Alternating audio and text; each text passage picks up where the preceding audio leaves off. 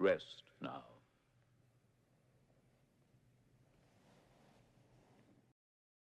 So I was mulling around ideas of something to celebrate the release of the new Lord of the Rings animated film, or anime. As I went to retrieve the films from my shelf, a particular item stood out. A truly bizarre piece of animation and film history. Ralph Bakshi's Lord of the Rings, the original film. I'm sure many are at least somewhat familiar with the imagery of this given the resurgence of memes, particularly with sassy Gandalf. But I swear, the entire thing is certainly a spectacle. Given the minds behind it, the simple ambition of creating a Lord of the Rings film adaptation, and the experimental approach taken. So let's dig into this weird yet interesting take on J.R.R. Tolkien's masterpiece. The idea of creating a film adaptation of the timeless fantasy novel has been attempted since its release, but anyone who's ever actually read the book's volumes should be acutely aware that that is a daunting task. Damn near impossible in the 50s for its extensive world building and creatures. Even if a film was made, it would have been something. Several filmmakers were bounced around in the 60s and 70s to develop a film adaptation. One most notably was Stanley Kubrick, who felt that the book was unfilmable. In 1971, the first on-screen attempt of Lord of the Rings came from Sweden. It was a short-lived series meant to adapt Fellowship. And it is... Remember those awful learning VHS tapes they'd show you in school? Why is the ring that large? Astonishingly, this version even got Tom Bombadil. Yeah, let's just move on from this. If we take a few steps back, we can look at the man who was most convinced that Lord of the Rings could be an animated epic, Ralph Bakshi. When he was a young man, Ralph was an animator for Terry Toons, who was slowly clawing his way up from grunt work to being a director. All during this time was trying to get people on board for his Lord of the Rings concept. In the late 60s, he started his own studio and started creating his own movies, most notably Fritz the Cat and Wizards. Ralph's work really pushed the limits of what audiences expected from animated films, tackling and satirizing social political issues of the hippie-era America. The idea of adult animation wasn't really thought of like we do today, and many conservative viewers were appalled by Bakshi's works, and accused them of being pornographic or drug propaganda. So yeah, this is the guy who's gonna make Lord of the Rings into its first feature length. It was pretty controversial.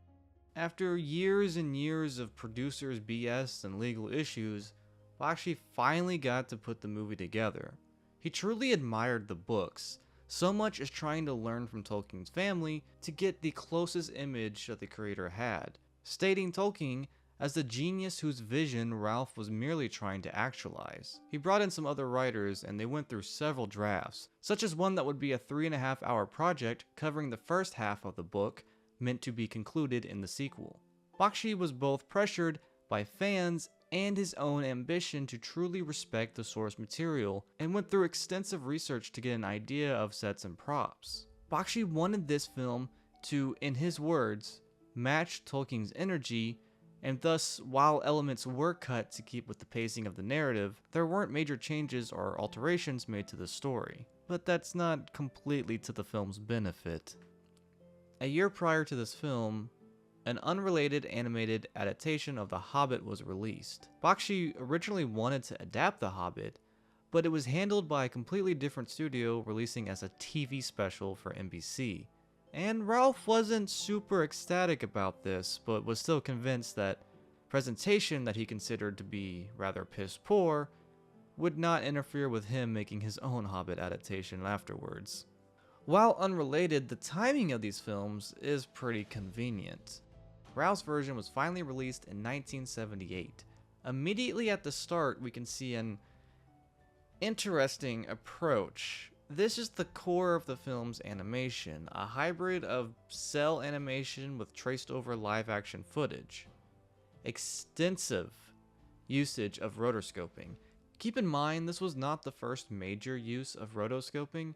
Many classic Disney films used it, but Ralph took it to another level. This allowed for us, in theory, to see more complex and large-scale sequences animated rather beautifully and fluidly. The characters had more realistic expressions, and at least for the time, it was pretty innovative. This was all from the desire to not look like Disney. He really wanted it to have its own style, something more serious. The live-action sequences were shot in sound stages in which fully costume actors were filmed, and it was not an easy task. It was handled similarly to that of an epic film. Thousands of extras and costumes had to be carefully placed and filmed just like a live-action movie.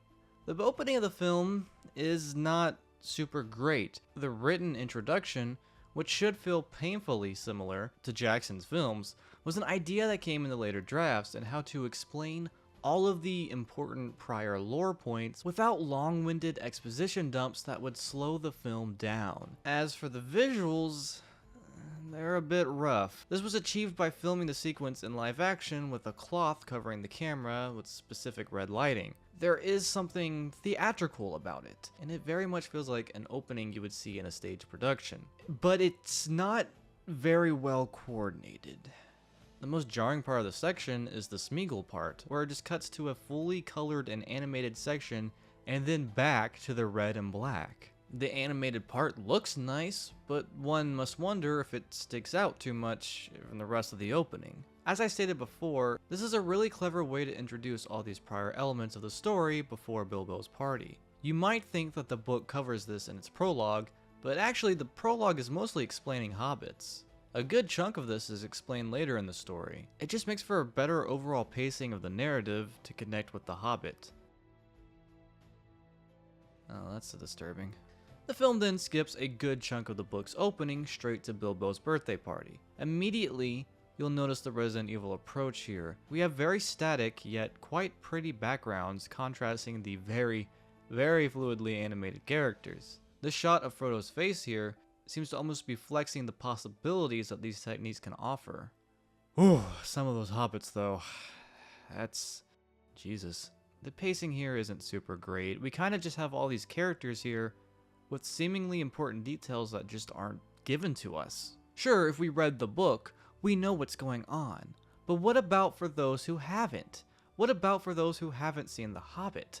Might they ask, who is Gandalf? Or better yet, what the hell is a hobbit? We're zooming through some very crucial text here, and it kinda just makes these tense scenes lacking any emotional resonance to the audience.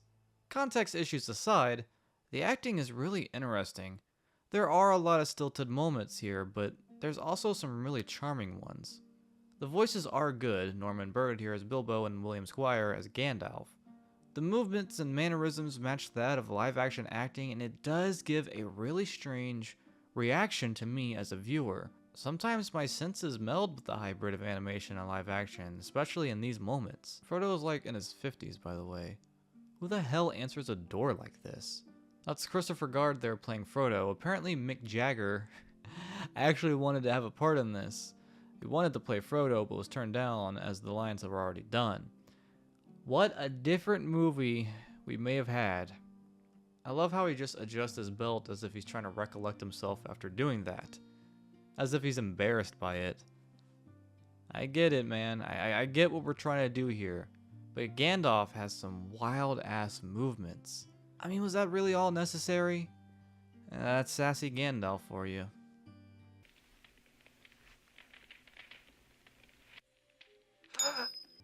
Oh god, that's nightmare fuel.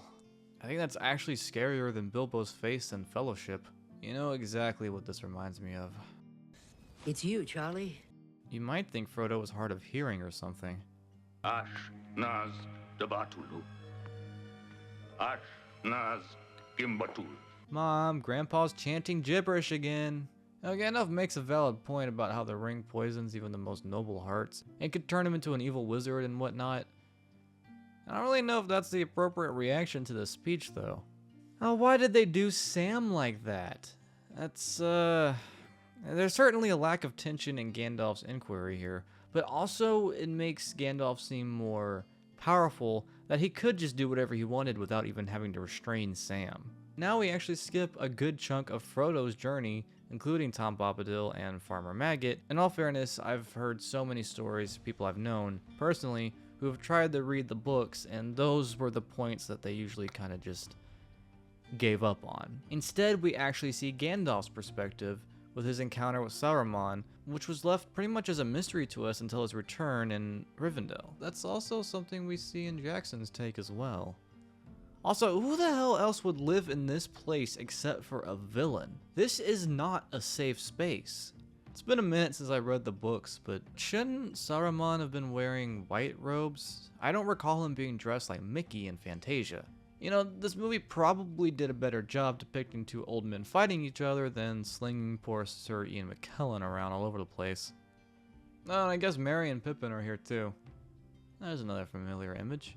Surprisingly well done moment. It's actually rather tense in how it builds itself up. Frodo's temptation to wear the ring.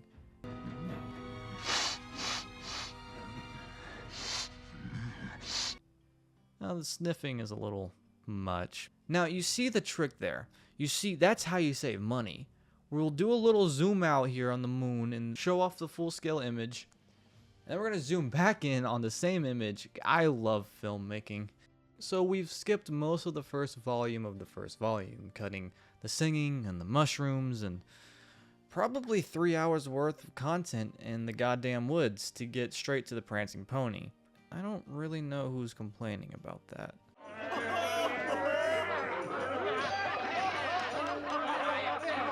Huh.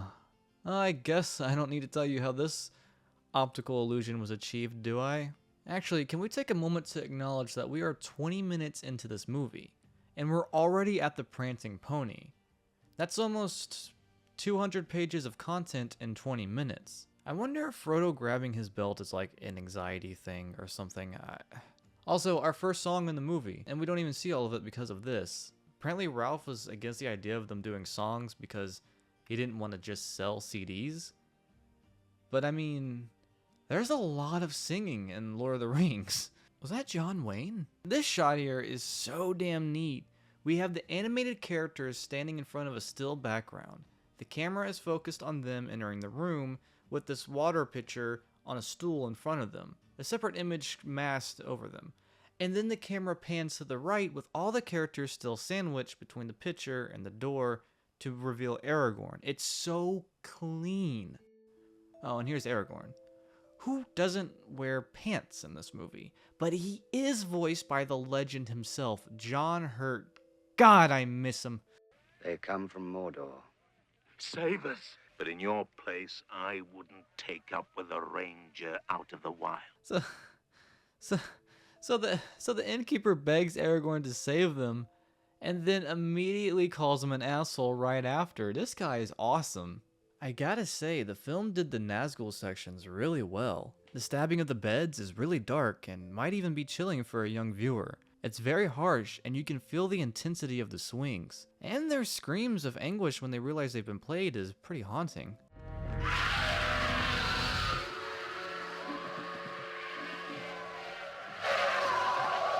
The later sequence when they attack is really trippy, using this sort of low opacity illusion with some really interesting camera work here. I can only imagine how painstaking it was to make this rotation work so damn well. Having to time the camera, the movement of the background, and animating the characters. Oh, these scenes are seriously some of the best in the film. When Frodo puts on the ring and enters the Nazgul's whatever this is, it's a really exciting sequence. We've got this slow-mo adding to the intensity and to further illustrate the disorientation of this separate reality or realm. Really fascinating artwork to create this world too. Hey, it's Orlando Bloom. That is not Orlando Bloom. What in the hell is that? Interesting how both movie iterations removed Glorfindel, an elf powerful enough to fight against the Nazguls, but not cool enough to warrant an appearance in any film version. Whoa, Legolas, calm down with those signs, man. What the hell? Man, the Nazgul realm is so freaking cool. It's got this real apocalyptic setting, maybe foreshadowing the world if Sauron wins? I don't know, but it looks cool. And why does this guy have goggles? Yeah, that's definitely somebody's heavy metal album cover. Frodo awakes at Rivendell with Gandalf watching him sleep. Gandalf continues to oddly pet Frodo as he demands why Frodo hasn't asked where he's been. What an ass.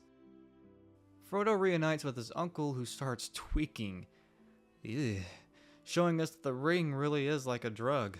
I also love how Frodo is prepared to smack the hell out of Bilbo. Afterwards, we're introduced to the rest of the important characters. Gotta admit, I wasn't expecting Elrond to look like Caesar, and Gimli looks like a tall version of one of the Snow White dwarfs. And Boromir is a Viking, I guess. And who are they to be? That is what we're trying to decide here. Just really didn't have to do all that, Gandalf. He's so sassy in this movie. And thus, the Fellowship embarks on their journey, and the characters fluctuate from normal cartoon to evidently live-action people that have been traced over. Now, the snow and mist here is incredibly effective. There was a quote somewhere related to this that the use of realistic atmosphere was a much better approach to setting the mood than drawing silly icicles on the characters' noses as a traditional cartoon would do.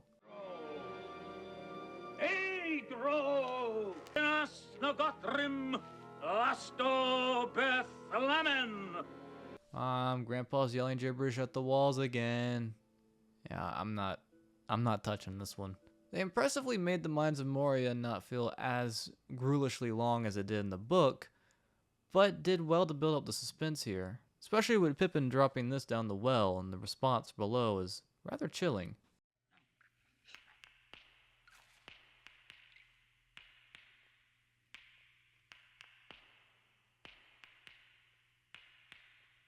Now the first major action sequence. Damn, old man got moves. Those are some dull swords. And look at Boromir's. It's chipped to hell. You guys really, really suck at protecting Frodo. Your one job.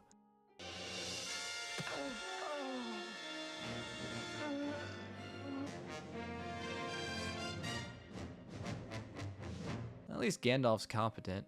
Look at him go! He is booking it! Really lacking the emotional weight of Gandalf's quote-unquote death here, but it does keep with the urgency of the situation pretty well. As you might have imagined, this section of the book is also greatly chopped down, but I suppose the mirror part is also the most important, although it oddly looks like the old Windows media player for CDs.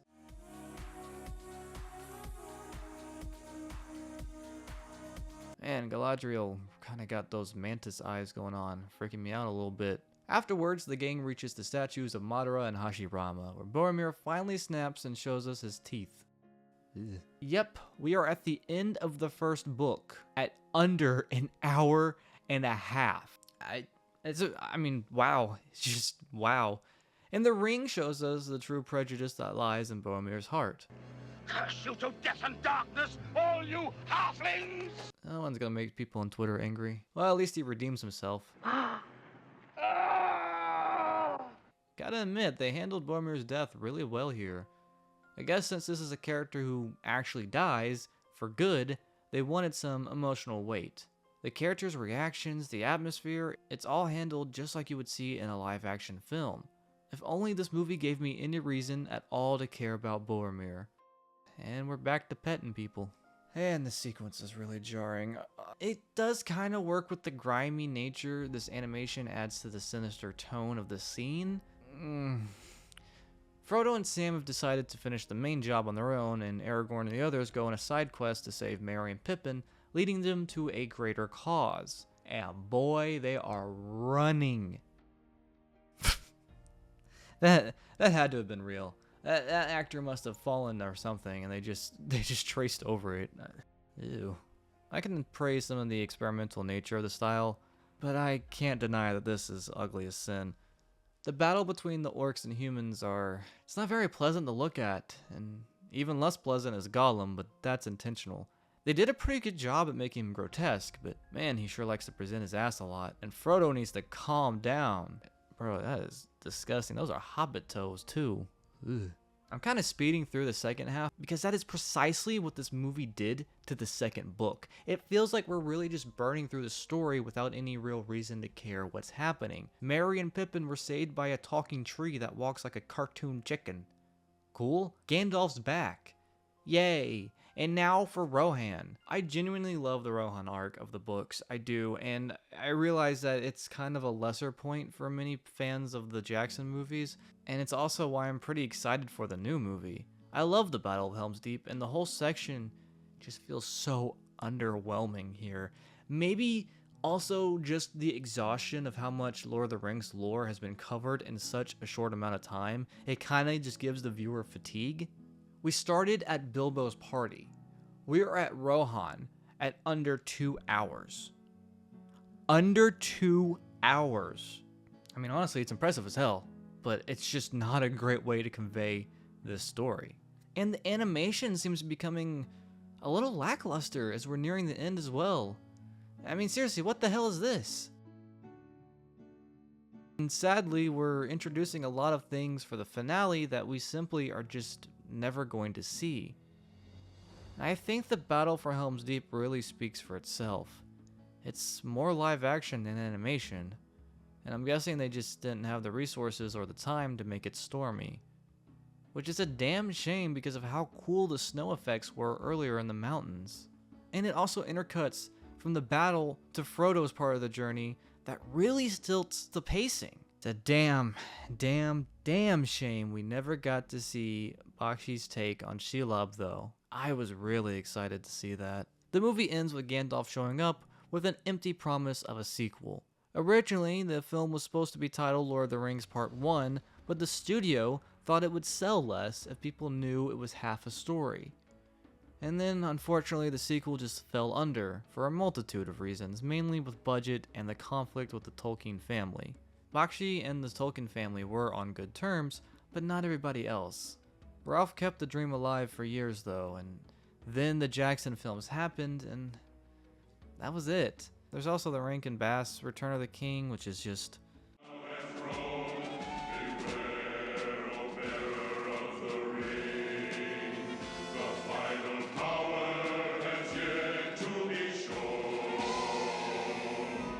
So, how did the movie do? Well, it was a financial success, but boy, were the Tolkien purists pissed off about it. Not that that really means much, it doesn't really take much to do that, but yeah, they weren't super pleased to say the least. When the movie was faithful, it was incredibly so, but it did have to take its liberties to work well within its time limit. It's painful to see this and to know that Bakshi really wanted it to be something bigger, something that was meant to be the definitive visual retelling of Tolkien's story. But even animation just wasn't quite ready yet or allowed the proper resources. That said, it's not like this is something overly hated. Critics were mixed, but the movie was up for a few awards and it has its fans. And while I can't ignore its flaws, I myself must admit, it's quite fun. When revisiting this for the video, I watched it with some friends and we certainly were having a great time. Maybe not always as Bakshi had intended us to, but I can't say that we weren't entertained. Lord of the Rings is just a difficult thing to adapt, whether animation or an even more daunting live action. But damn, did Jackson figure it out. Bakshi's approach is just so bizarre. On one side, it's incredibly interesting to watch. One of my friends viewing this with me is an artist, and they were so enthralled by the film's style. But it definitely has its weaknesses, and the filming in live action with limited takes also limits what you can animate. And the point of animation is to go beyond limits. And that's the moral of today's story. The biggest flaw of this film, it's the limitations. But in the end, Bakshi stated that he wouldn't have done the film if he had known how bad the production would have gone. But his dream was to bring more life and interest to Tolkien's work, and to help immortalize it. It isn't without its legacy. As I kept pointing out throughout the video, Jackson got some inspiration from this version, although he isn't a super fan of it. He definitely respects it for its ambition. Bakshi, on the other hand, had less nice things to say about Jackson's film, stating that it was all more of a marketing gimmick than true love and care for the source material. Kind of similarly comparing it to George Lucas with the selling toys angle.